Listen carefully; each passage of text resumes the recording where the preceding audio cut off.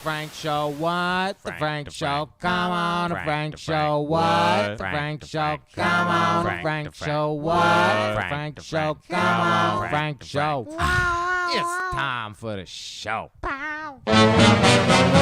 Hey, what's good, y'all? Frank here, and today I got a true gem for you. From the creators of one of my favorite OG VR games, Thumper, comes the spiritual successor, Thrasher. So sit back, relax, it's review time.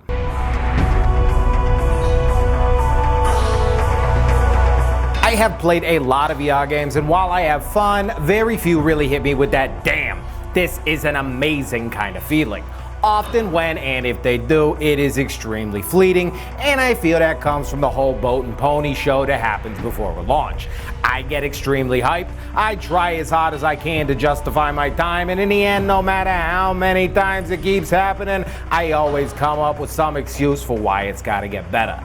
Thrasher is not one of those games. What starts off simple enough slowly grows into a mind-melting cacophony of transcendental rhythms, dripping colors, and tight timing. To set up the premise, you are a space eel that must clear each stage of various shapes within a designated amount of time before moving on to the next. Initially, that means using the controller hands to swoop, dash, and thrash through blue circles.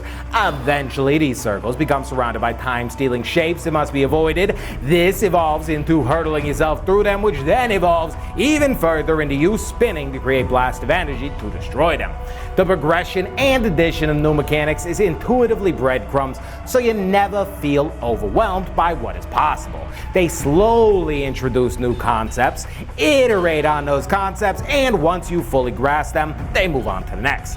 It truly is a masterclass in control design, and each move is simple enough to understand, making it so you never feel overwhelmed by just the basic controls. Instead, they overwhelm you with a visceral audiovisual experience that leaves you begging to find out what's coming up next. Each level has its own art style that progressively intensifies as you make your way through the 3 different stages. These stages are made up of multiple rounds, and each is capped off with a boss fight that is fully completed upon the final stage. The boss fights are a fantastic mashup of everything you learn throughout the stage, with a time-based hit marker that must be captured to get a solid shot on the boss. Throughout the 9 stages, you will also find multiple power-ups that help you max out your combos and create the perfect path through chaos. Everything feels handcrafted and full of love. The visuals are jaw-dropping even when playing on a Quest 3. Controlling the eel feels phenomenal and responsive, and once you've learned that spinning while completing objectives will net you extra time, it becomes a space ballet where a spot on the top of the global leaderboards is not for the faint of heart. If you're anything like me, you'll be constantly going back to replay some of the tougher portions to see if you can get a better time than on the run before.